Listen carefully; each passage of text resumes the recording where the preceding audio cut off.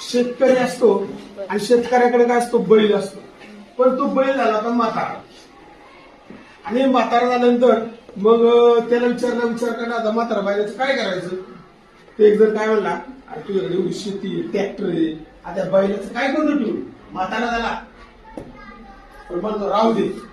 आणि एक दिवशी तो बैल काय घराजवळच्या कोरड्या विहिरीजवळ पाडला. आता कोरड्या विहिरीत पाडल्यानंतर खाली पाहिलं, आता बैलाला बाहेर काढायचं कसं. एक तर आधी बळच सांभाळते. मग 2-4 जण लोक आली आणि मग ते काय म्हणले, एक काम करा, खड्ड्यात पडल्या याचा काय उपयोग नाही, त्या माती टाकून दे. शेतकऱ्याला वाटलं आपण कसं काय करावा. त्यांनी 2 कामगार बोलावले. त्या कामगारा सांगितलं तुला काय सांगितलं, पैसे दे, माती टाक. ते कामगार किती येतात, त्या बैलाला विहिरीत पाहतात. आणि कामगार कष्टकरी माणूस कधी कोणाच्यावर अन्याय करत नाही. मुसळसाडवस कोणावर अन्याय करत नाही. त्या बिचाऱ्याला वाईट वाटला, तर माती कशी टाकायची. मग ते काय करायचे, माती टाकायचे, पण खड्ड्यात काय बघत नव्हते.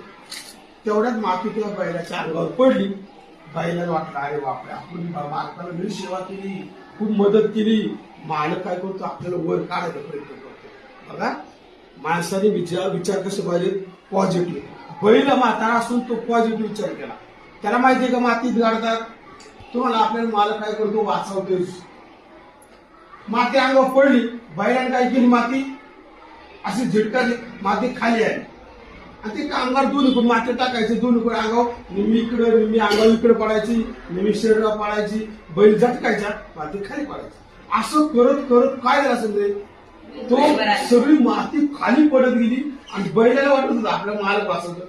ढीग जसा येईल तसा बैलाने पाय वर केले आणि मातीने तो खड्डा भरत भरत आला आणि बैल आपोआप बोला. आणि बैलाला वाटलं अरे माझ्या मालकाची मी सेवा केली, आज मालकाने मला वाचवलं. आणि बैल मातीच्या बाहेर आला. आल्याबरोबर त्या दोघांनी पाहिलं, त्या दोघांच्या डोळ्यात पाणी आले. म्हणलं आपण काय केलं, काम करताना पाप नको, देवाची आपण प्रार्थना करत होतो आणि आपलं कोणी ऐकलं, देवाने ऐकलं. हा म्हातारा असता तर जिवंत बैल गाडल्याचं पाप लागलं असतं. मग इथं पुण्य कोणाचं आलं, मालकाचं की त्या कष्ट करणाऱ्या माणसाचं. तसंच तुम्हाला सांगतो, कधी अभ्यास करताना तुम्हाला असं टेन्शन आलं ना, कोणाचे वाईट विचार आले ना, तुम्ही सुद्धा अंगावर घ्यायचे. कुणी काय बोललं ऐकायचंच नाही, झटकून टाकायचं त्या बायलासारखं. कोण काय बोलतं लक्षात ठेवायचं नाही, फक्त एक गोष्ट लक्षात ठेवायचं. जसं त्या बायला पॉझिटिव्ह विचार होता ना,